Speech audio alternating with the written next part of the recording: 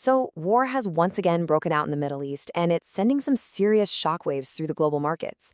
But something about this time feels different. So, let's cut through all the noise, figure out what's really driving this volatility, and what it all means for the global economy. You know, this quote from a trader in the Chicago pits, it just perfectly sums up the absolute chaos that hit the markets. See, it wasn't just one thing. It was a perfect storm. A geopolitical crisis slammed right into these pre-existing fears about private credit. That's all the lending happening outside of big banks.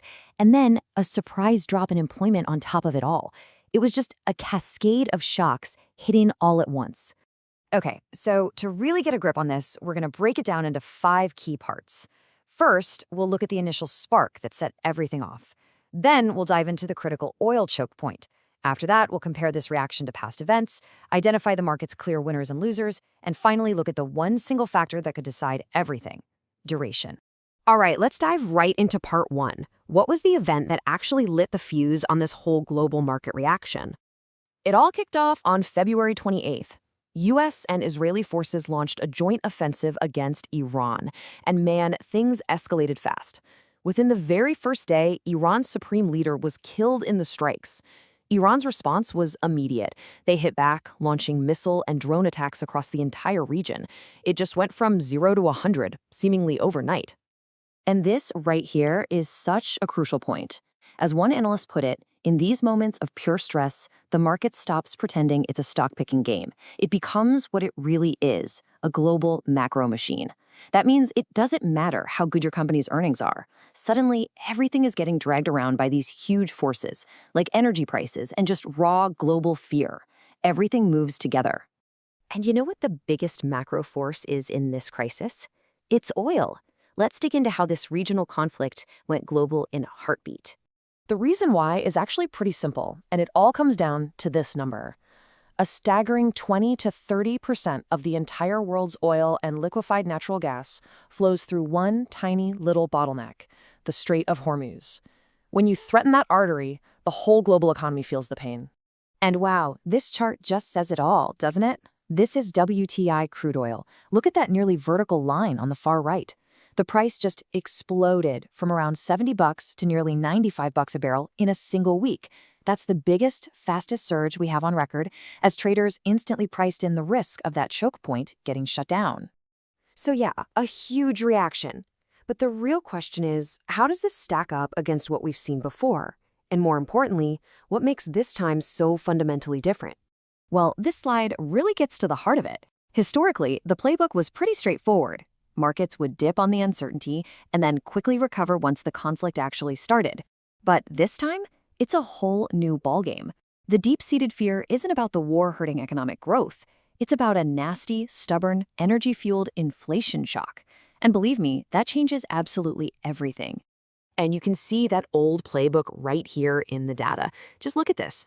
After the Gulf War, 9/11, the Iraq War, despite some scary initial drops, the S&P 500 posted fantastic returns just a year later. The market has always been incredibly resilient, which is why a lot of folks were expecting a quick rebound this time too. But this chart, this shows you exactly where the real fear is hiding this time. So the VIX, that's your stock market fear gauge, right? It's up around 23. People are nervous, sure, but it's not total panic.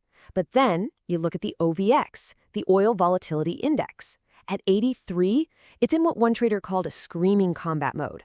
This split is the whole story. Stock traders are bracing for some turbulence, but oil traders, they're pricing in a potential tidal wave. And the bond market gives us the final piece of the puzzle. Okay, so normally in a crisis, what happens? Everyone rushes into safe U.S. government bonds, right? That pushes yields down. But look what happened this time. After a tiny dip, yields actually started to rise. Why? Because investors are now demanding higher returns to protect themselves from future inflation. They're not just hedging against a crash anymore, they're hedging against prices going through the roof. So because everyone's so focused on this inflation shock, it's creating a really clear divide in the market. You've got your definite winners and your definite losers. Let's break them down.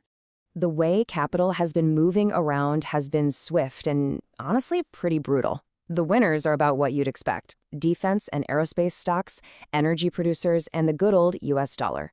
And on the losing side, well, it's anyone who's super exposed to high energy costs or a global slowdown. We're talking airlines, chemical companies, and other cyclical businesses.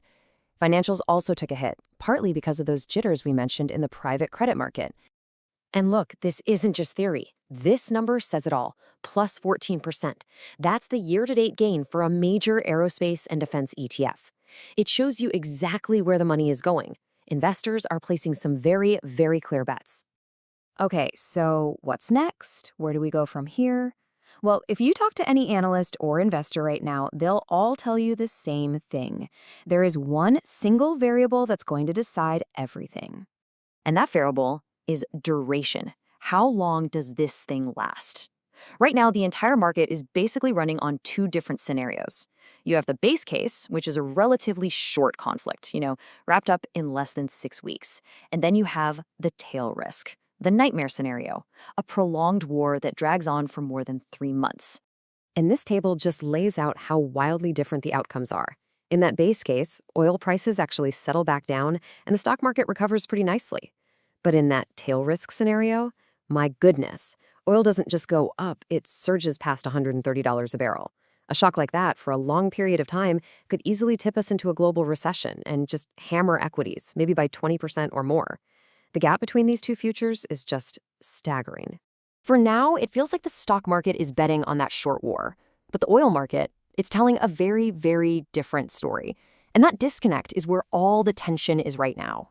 Investors are hoping for a quick resolution, but are coiled like a spring, just waiting for a much bigger shock. And it leaves us with this one critical question. Is the market's optimistic bet on a short war about to be proven disastrously wrong?